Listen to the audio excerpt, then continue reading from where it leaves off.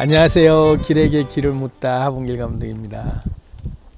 오늘은 공감 능력을 키우는 법이라는 제목으로 얘기를 좀 해보겠습니다. 공감 능력을 키우는 게 가능할까?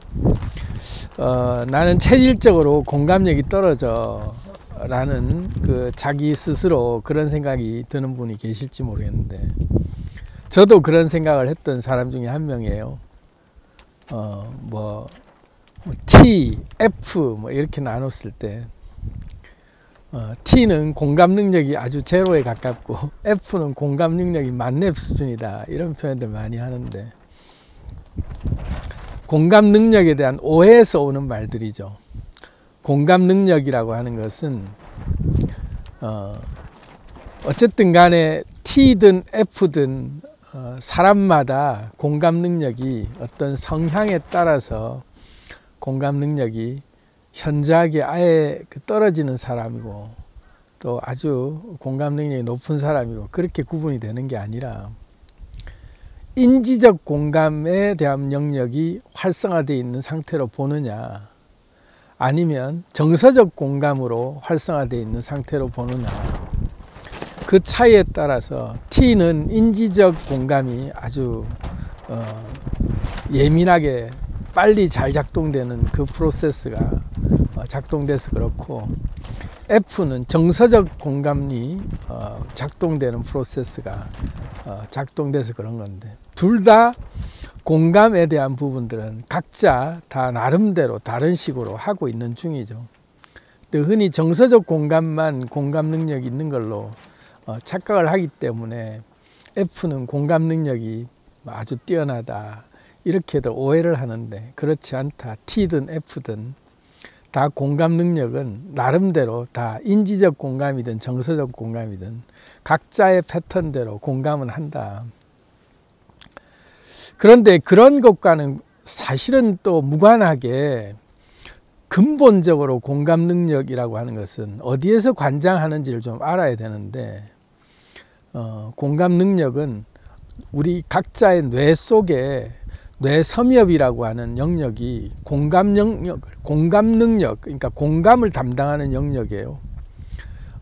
그리고 이 뇌섬엽에서 내 몸의 상태, 내 몸 안에 상태를 느끼는 기능을 하고 있는 게 뇌섬엽의 기능인데, 이 영역이 활성화되어 있고 아주 잘 작동이 된다 할 만큼 발달이 잘 되어 있으면 공감 능력이, 타인에 대한 공감 능력도 아주 잘 하는 법인데, 내 몸 안의 상태를 잘 못 느끼는 사람은 타인에 대한 공감 능력도 떨어지는 법이에요. T든 F든 상관없이. 그렇다면 내 몸 안의 상태를 잘 느끼는 게 관건이구나, 이걸 좀 알 필요가 있다 이거죠. 내 몸 안의 상태를 내가 얼마만큼 잘 느끼느냐에 따라서 타인에 대한 공감도 잘 느낄 수 있는 법이라면, 그럼 결국은 뇌 섭렵을 어떻게 우리가 더 발달시키고 개발시킬 것인가에 달려있는 부분이다. 신경가소성 원리에 따라서 자주 쓰면 발달하고 자주 안 쓰면 퇴화되는데, 결국은 공감 능력이라고 하는 게 뇌 섭렵에 대한 기능을 얼마나 우리가 계속 활용하고 활성화시키느냐에 달려 있다면, 어떻게 이것을 이제 우리는 키울 것인가에 대한 부분으로 집중을 할 수 있겠죠. 다른 말로 하면 감각 문해력을 높이는 훈련이 필요하다. 감각 문해력, 또 다른 말로 하면 에너지 기감을 느끼는 그런 훈련을 좀 할 필요가 있다. 그럼 이걸 훈련한다고 이게 발달이 되느냐? 충분히 가능한 일이고, 또 그래야만 된다. 안 쓰면 퇴화되니까. 공감 능력이라고 하는 것은 타고난 거라기보다는 내가 스스로 얼마나 그 부분에 대해서 계속 그 부분을 개발하고 발전시키느냐에 따라서 공감 능력은 점점 더 커질 수 있다. 앞으로의 세계는, 앞으로의 세상은 공감 능력이 경쟁력의 핵심이 돼요. 점점 더 소통과 공감에 대한 능력이 더 비중을 크게 차지하는 시대다. 왜냐하면 점점 더 이제 고립화되어 가고 개별화되어 가는 과정에서 소통의 단절, 외로움을 점점 더 많이 느낄 때 공감 능력이 뛰어난 사람들은 어딜 가나 환영받고 또 자기 경쟁력이 높아질 수밖에 없기 때문에 이 시대의 글로벌 리더들은 다 자녀 교육을 공감 능력을 최우선으로 키우려고 거기에 많은 어떤 그 교육의 시간을 할애하고 있는 중이죠. 그렇다면 공감 능력을 어떻게 우리가 키울까? 새로운 이름으로 새로운 의미로 감각을 기억시키고 감정을 기억시키는 그런 훈련을 통해서 저장을 별도로 계속 시켜나가는 훈련이 필요하다. 이게 이제 무슨 말이냐면 우리가 이름 붙여져 버리면 이름 붙여진 것대로만 느끼고 그대로의 개념 안에서 모든 것들을 다 지각하는 체계가 작동되기 때문에 새로운 것들을 볼 수가 없어요. 그래서 이름을 새로 붙이는 게 제일 중요하다.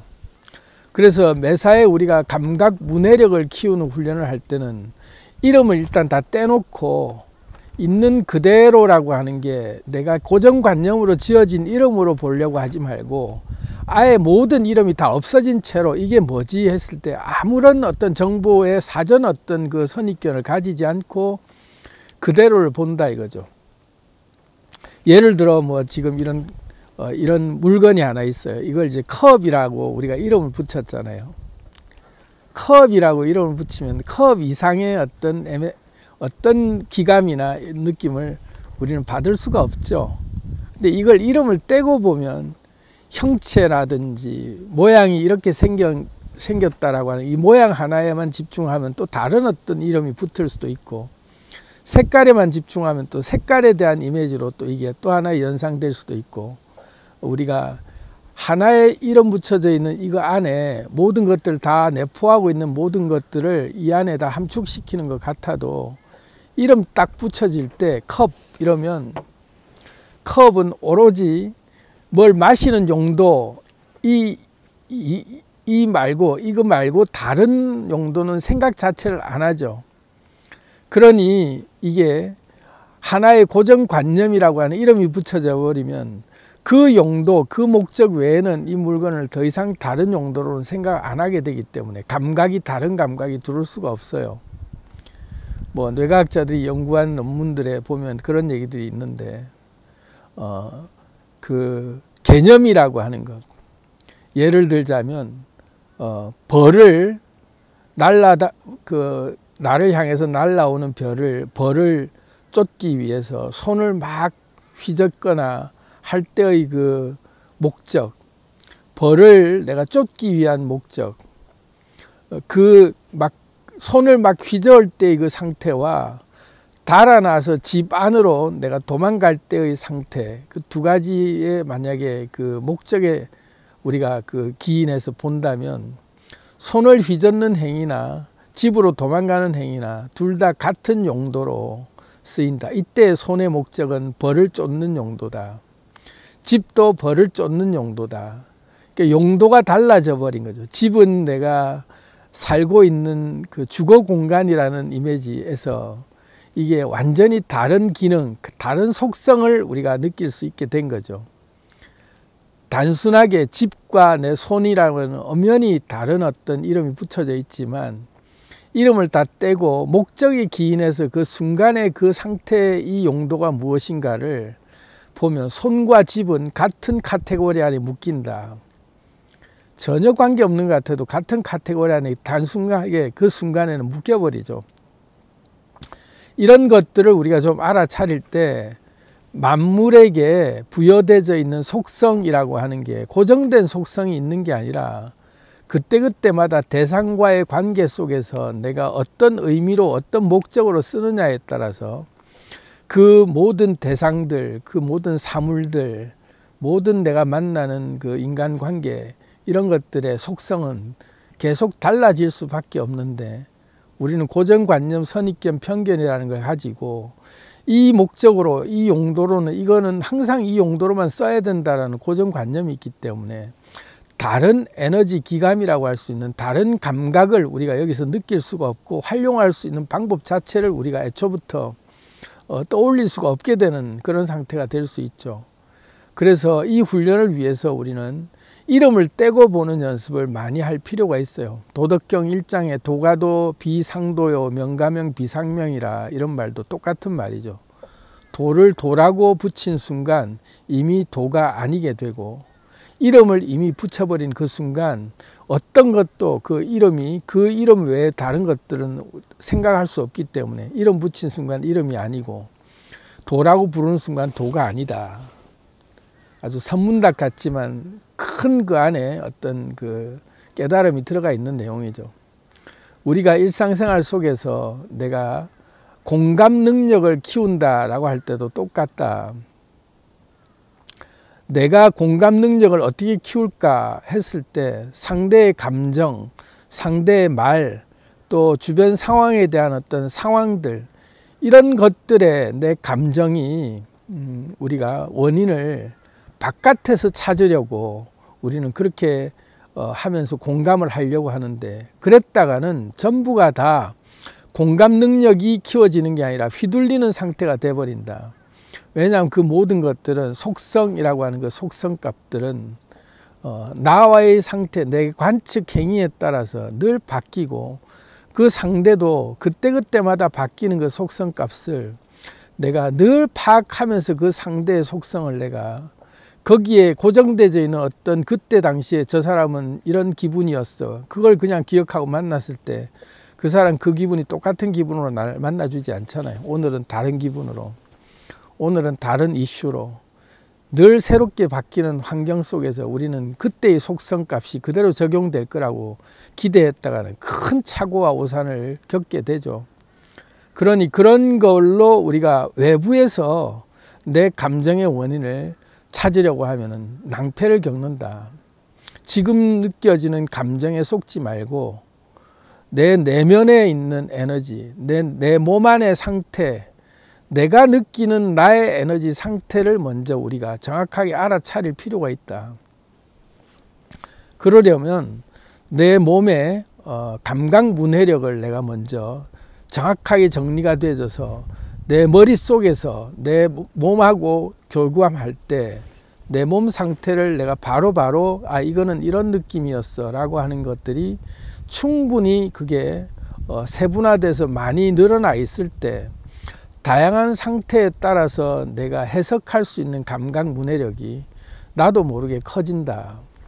이게 좀 이해가 잘 안 갈 수 있는데, 요즘 저 같은 경우에는 에너지 기감이라고 하는 게 생기유기체를 만든다 할 때 110가지 생기유기체를 늘 외치고 하루에도 수백 번씩 계속 이름을 불러주면서 늘 중얼중얼 그렇게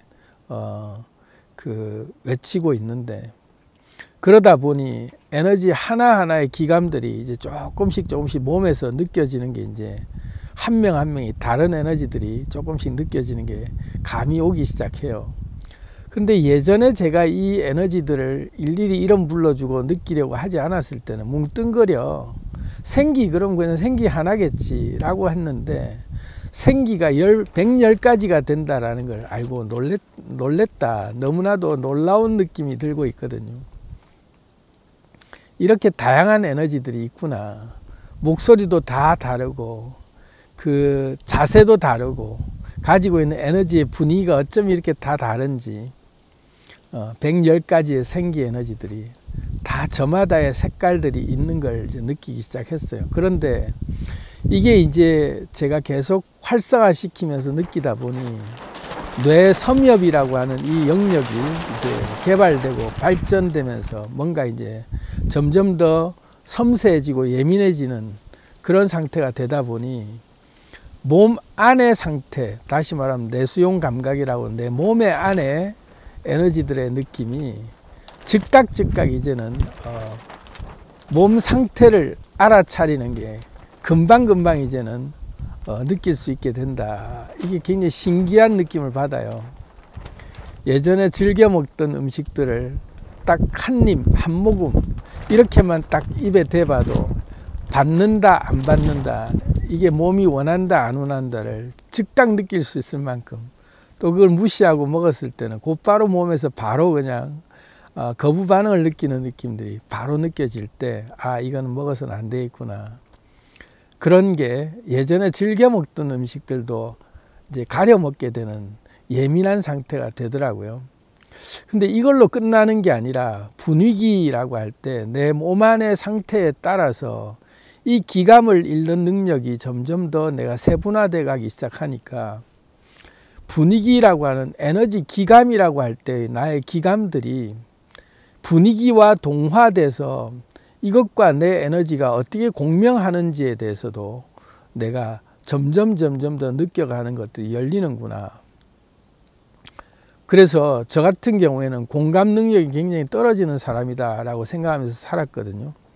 왜냐하면 나밖에는 관심 없다 이런 스타일로 제가 남에 대해서는 신경을 끊고 살고, 누구를 만나면 호구조사를 한다거나 누구한테 관심이 있다거나 이런 게 일체 없고 나밖에는 모르고 살았던 그런 삶을 살면서 남들과 공감하고 교감을 나누며 누군가를 치유한다는 게 내 같은 스타일은 불가능하지 않을까, 이런 만큼 제가 벽을 느꼈는데, 그런 게 아니라 가만 봤더니 공감 능력을 키운다라는 게 내 몸의 감각 문해력이 점점 더 커져가면서 내가 그 문해력이 점점 더 예민해지고 섬세해지면 질수록 내 몸 안의 상태만 내가 느낄 수 있는 게 아니라 결국은 이것이 뇌 섭렵이라고 하는 부분이 활성화되는 것은 공감 능력을 이게 관장하고 있는 기능이 활성화되고 있다는 게, 모든 만물과의 소통하는 것도 에너지와의 그 교감 능력인데, 이게 결국은 내 몸 안에서 일어나는 수만 가지의 변화들을 느끼는 것 자체가 외부의 에너지를 느끼는 것과 똑같은 패턴이더라 이거죠. 내 몸의 감각을 느끼는 것 자체가 외부의 에너지에 따라 내 몸의 감각이 계속 바뀌는 것들을 내가 인지하기 시작하면 결국 외부의 에너지를 잘 느끼는 상태가 되는 거예요. 그것이 결국 사람하고의 관계에서도 다른 사람의 에너지 상태도 즉각 알아차릴 수 있는 상태까지도 연결되더라. 그래서 뇌과학자들이 하는 말이 뇌 섭렵이 이게 발달하고 그 부분을 잘 활용을 하면 자기 몸 안의 상태를 잘 느끼는 사람이 타인에 대한 공감도 잘하는 법이다라는 말이 이 말이구나. 이게 뇌과학적인 어떤 근거가 있는 얘기예요. 그렇다면 내 몸 안의 상태를 내가 잘 느끼는 게 우선이어야 되겠구나. 왜냐하면 딴 사람의 감정이나 딴 사람의 기분, 또 외부의 상황을 내가 빨리 알아차리고 그걸 내가 거기에 어떻게 내가 대응할 것인가를 맞추다 보면 이미 나의 에너지 중심이 바깥으로 쏠려 있어요. 다시 말하면 내가 어딘가에 끌려다니는 중이죠. 늘 외부의 환경에 나를 맞추려고 하는 그런 상태로 계속 내가 환경에 함몰되고 상대에 끌려다니는 그런 상태를 겪기 때문에 피곤하기 이럴 데 없는 삶을 사는 거죠. 늘 눈치를 보듯이 사람의 상태를 살펴야 되잖아요.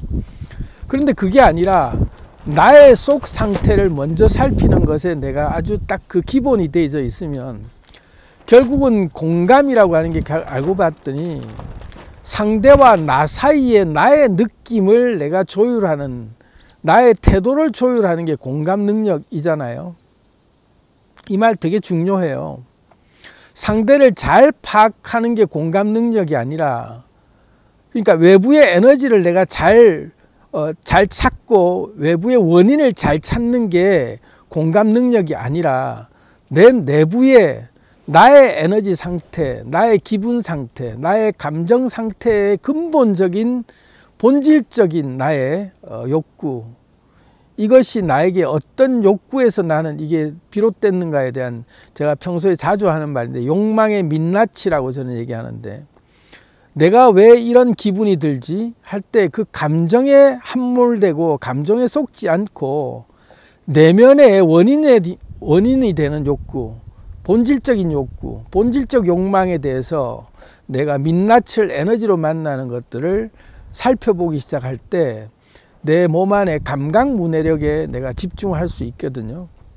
지금 내 상태가 어떤 상태지? 라고 내 몸의 일단 상태를 먼저 점검했을 때, 내가 지금 불쾌하고 기분이 좋고 또 편안하고 내가 되게 몸이 피곤하고 이런 상태가 왜 이 원인이 내 몸 안에서 이런 기분이 이런 그 몸 상태가 어떤 것에 기인했는가에 대해서 내 몸에서 먼저 내 욕구를 어떤 걸 채워주면 되는가를 먼저 내가 찾기 시작할 때 외부의 환경에서 찾는 게 아니라 내 몸 안에서 찾으면 내가 일단 그 부분에 대해서 나에 대한 부분이니까 내 불만이나 내 욕구 상태를 내가 일단 파악하는 게 먼저 되면 그걸 기반으로 해서 상대에게 내 표현을 할 수 있는 거죠.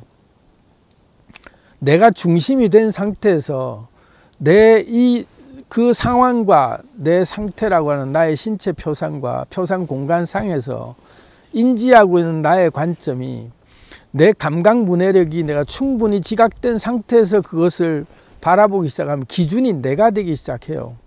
그러니까 타인의 감정에 휘둘리거나 타인의 평가나 타인의 어떤 여러 가지 상황에 내가 휘둘리는 게 아니라 내 몸 안 상황에 내가 정확한 인지를 할 수 있게 될 때 그때 나의 표현을 정확하게 할 수 있는 거죠.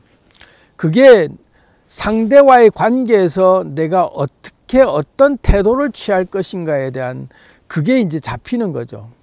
안 그러면요 늘 남의 분위기에 끌려다녀요. 할 말도 못하고 그 분위기에 압도당하거나 뭔가 그 사람의 페이스대로 내가 다 맞춰줘야만 되는 상태가 마치 공감을 잘하는 것처럼 그렇게 우리가 오해를 하기 시작하는데 나도 모르는 이 불편함은 뭐지? 라고 나를 내면을 내가 관찰하기 시작할 때 내 속에서 내 몸의 상태 나의 감각 문해력은 이것을 뭐라고 얘기하고 있지? 라고 내가 그걸 보기 시작할 때 내 기분을 토대로 해서 상대랑 나랑 이제 교감하는 그 나의 목적을 바꾸는 거죠. 그러면 상대에게 고정되어 있는 어떤 하나의 관계가 아니라 지금 내 상태와 이 상대와의 관계에서 나는 무엇을 취할 것이고 무엇이 나는 이 상대에게 불편한 것이 보이기 시작해요. 비로소. 그때 공감이라는 게 일방적으로 내가 다 끌려가는 게 공감이 아니라 나와 상대의 주장을 맞추려고 하는 그런 교감 능력이 생길 때 그때 비로소 소통이 되거든요. 근데 내가 사라진 상태에서 소통을 하려고 그러면 일방적으로 잡아 먹혀버려요. 내가 없으면 먹힌다 이거죠. 그게 맞춰주는 게 아니다.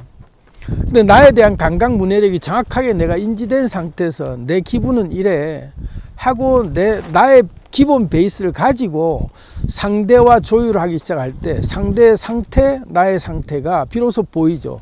내 상태는 이거구나. 상대의 상태는 이거구나. 그러면 상대의 상태에 맞게 내 상태를 잘 해석하고 내가 잘 전달해 주기 위한 소통의 채널로 어떤 표현을 쓸 것인가가 이제 그때 쓰는 용어가 달라지죠. 근데 나는 없어지고 내 감각 문해력이라고 하는 나의 상태는 온데간데 없어지고 상대에만 끌려다니기 시작하면 계속 상대는 상대 페이스대로 맞춰주기를 요구하는 게 점점 더 커지고 더 많아질 뿐이에요. 그러면 하염없이 그때부터 노예로 끌려다니기 시작하죠. 그래서 공감 능력을 키우는 방법은 자기 상태에 대한 감각 문해력이 개발되면 기감이 예민해지고 섬세해지게 돼 있고 섭렵이 발전하게 돼 있고 그러려면 우리가 적어도 내 몸 상태에 대해서만큼은 내가 전문가 수준이 된다. 그렇게 내가 전문가 수준이라고 하는 내 몸을 내가 세분화된 개념으로 인지할 수 있는 그런 문해력이 커져갈 때 알면 알수록 많이 보이게 돼 있다. 그래서 새로운 이름으로 새로운 의미를 부여하고 감각의 기억, 감정의 기억을 내가 하나씩 새로 저장하자. 그러려면 에너지 기감에 대한 리스트를 만들고 느껴보는 훈련이 좀 필요하겠구나. 이제부터 실전적인 팁인데요. 표정을 100가지 표정을 인터넷 같은 데 뒤져보면 자주 나와 있어요. 표정을 100가지 짓기를 거울 보고 연습을 계속 해보면서 이런 표정도 있구나. 나한테 이런 표정이 내가 있었던가 할 때 그런 표정들을 내가 거울 보고 100가지 표정을 지으면서 나는 이런 표정을 지을 때 어떤 감각이 느껴지는지 느껴보는 거죠. 내 몸 상태는 어떻는지를 느껴보고 그래서 표정 100가지 짓기 훈련을 좀 해보자. 에너지 기감을 키우는 방법이죠. 표현을 100가지를 해본다. 표현도 표정과는 좀 다르죠. 표현도 놀라운 표정 할 때 놀라운 표현을 하거나 아주 그 활기찬 표현을 해보거나 표현을 또 100가지를 내가 한번 만들어서 해보자. 제가 그래서 저는 지금 하고 있는 훈련이 이런 거예요. 생기 친구들이라고 하는 110가지의 생기 친구들의 생기 유기체 에너지 한 명 한 명 인격체들을 내가 표정과 말씨와 자세와 인격 전체로 하나하나를 생김새와 감각적 느낌과 이런 것까지 다 내가 동원해 가면서 인격체로 한 명 한 명을 만나 볼 때 내 몸 안에 감각 문해력이 생기 유기체 한 명 한 명의 에너지들로 내가 바뀌어 있는 느낌처럼 느끼는 훈련들을 저는 지금 하고 있어요.